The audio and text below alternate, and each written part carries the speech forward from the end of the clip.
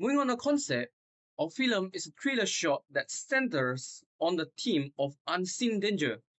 The story follows a protagonist walking alone through an empty, dark campus corridor late at night. As he moves deeper into the hallway, the tension intensifies. We wanted to visualize the psychological fear of being followed, the feeling that someone is watching from the shadows. The narrative reaches its climax when he finally encounters a masked mystery man at the very end of the corridor, leaving the audience with a chilling sense of dread. To bring this story to life, we established a mood that is dark, oppressive, and full of suspense. Because this is a thriller, we didn't want the environment to feel safe. We used the emptiness of the campus at night to create a sense of isolation. Every visual element, from the low-key lighting to the cold color palette, was carefully chosen to make the audience feel just as trapped and uneasy as the protagonist. Now, let's discuss our primary technical tool, the lens. For this one take production, we intentionally chose a wide-angle lens. We had two main reasons for this. First, environmental storytelling. A wide-angle lens allows us to capture more of the surrounding environment. It exaggerates the distance in the deep background, making the empty corridor feel much longer and the vast space feel more isolating. This makes our protagonist appear smaller and more vulnerable.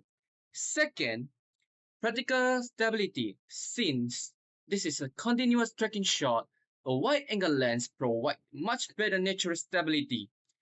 It minimizes camera shake while we are moving, allowing the audience to stay fully immersed in the action without being distracted by jerky movement. At the beginning of the video, we take an extreme long shot, which the technical call which is a wide field of view. So at the beginning, we take the person, the protagonist is positioned deep within the corridor, which is occupying only a tiny fraction of the frame. So this shows that by physically sight, this establish a stark contrast between the human subject with the massive scope astroculus space. So the wide lens expand the scale of the environment to make the character look small, vulnerable, and completely helpless. Okay, after the long shot, we're coming to the leading line, which is we're using the video presentation, which is the line of the wall, and then the ceiling line, and then the floor that is aggressive to coverage toward the center of the frame. So, coming to the physiology side, which is the wide angle lens. Okay, the expand the diagonal line, okay, change the line of wall, the ceiling line to become the leading line. So the forceful track the visual eyes into the dark end of the hallways. So this create immediate instrument warning that danger will be lying ahead. After the leading line, so coming to the tracking launch shot, okay, which is the camera to the subject distance is constant. So the camera stay the maintain full body shot and then follow the character by the constant speed. Okay, this make the viewer will be feel, oh, I'm walking with the characters, and then maybe something happen in ahead. So this make the wide lens, okay, create a strong sense of a POV. Okay, so although this objective camera angle, but the tracking motion and the constant speed will make the audience feel like the camera itself entity stalking the protagonist. From 41 seconds to 50 seconds, the camera pushes closer to the protagonist, transitioning from a full shot to a waist-up medium shot in a technique called stripping the safety suit. Rather than using a telephoto lens that would blur the background, a wide lens is employed to maintain a deep depth of field, keeping the long corridor behind the character completely sharp and visible. This deliberate framing includes visual anxiety in the audience while we can clearly see the panic on the protagonist's face.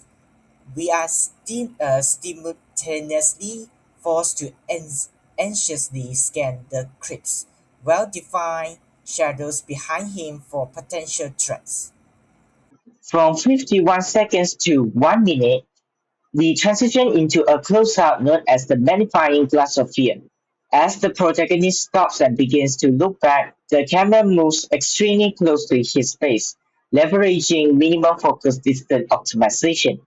By positioning a wide lens this close to the subject, it naturally induces age stretching and perspective distortion. This subtle geometric distortion of the face serves as a classic cinematic tool, visually projecting the character's internal psychological breakdown, disorientation, and pure panic direct onto the screen. From 1 minute and 1 seconds to 1 minute and 10 seconds, the video moves into the reveal low angle tension, a sequence capturing the apex of oppression. During the confrontation with the masked figure, the camera established a low tilt horizon, tilting slightly upward from a lower physical position. By pairing a wide-angle lens with this low perspective, the surroundings vertical architectural lines tilt inward. This geometric distortion dramatically exaggerates the physical height and dominant power of the antagonist, pushing the visual terror and the character's sense of entrapment to its absolute peak. For our video, we use a handheld micro shakes effect throughout the entire shoot. The camera movement looks smooth, but still keep a natural and organic shaking effect, similar to human breathing. The main technical idea behind this the stabilization illusions created by using a wild lens. Even though we were walking while framing, the footage does not have strong vertical shaking or heavy bumps. Instead, the movement feels controlled and natural. A wide angle lens is more forgiving when the camera moves or rotates slightly. Because of this, the video can still look stable without needing a robotic gimbal effects. We choose this style because it gives the audience a more realistic first-person feelings. The small handheld movement makes the camera feel alive, almost like the audience is inside the scenes themselves. This helps create a gritty and immersive horror atmosphere. For the color design of our video, we use a natural ambience light from the night environment. To create a colder and more sinister atmosphere, we intentionally adjust the camera white balance to a lower Kelvin value, which gives the footage a cold tone look. The video mainly uses cold colors because blue and dark tones can create a strong feelings of fear, danger, and mystery. This color choice helps support the horror mood of the story. In addition, we increase the contrast in the shadow areas to make the darkness look deeper and more unknown. This makes the audience feel more suspense and tensions while watching the scene. Exposure control in our video, we filmed at night so lighting was very limited. To capture more light, we fully utilized the iPhone 14 main camera with its large f/1.5 apertures. This helped us record a clearer details in the dark campus corridor to maintain the dramatic and suspenseful horror atmosphere.